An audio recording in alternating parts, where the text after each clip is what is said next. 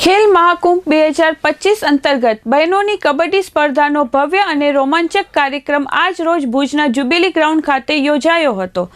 કચ્છભરની ઉભરતી મહિલા કબડ્ડી પ્રતિભાઓએ પોતાની તાકાત, ચપળતા અને શિસ્તબદ્ધ ખેલ ભાવનાથી દર્શકોને મંત્રમુગ્ધ કરી દીધા હતા। જિલ્લાભરના 23 ટીમોની લગભગ 250 જેટલી ખેલાડી બહેનોએ ભાગ લઈ કચ્છમાં મહિલા રમતગમતનો સતત વધતો વ્યાપ અને ઉર્જાસભર ભાગીદારી સ્થાપિત કરી।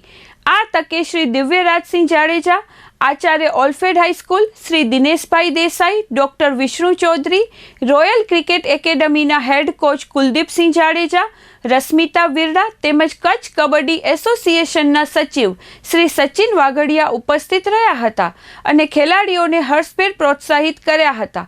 સમગ્ર કાર્યક્રમના આયોજનથી લઈને સફળ સંચાલન સુધી ડૉક્ટર ડીએલ ડાકી અને ખેંગાર જોગીનું વિશેષ યોગદાન રહ્યું હતું।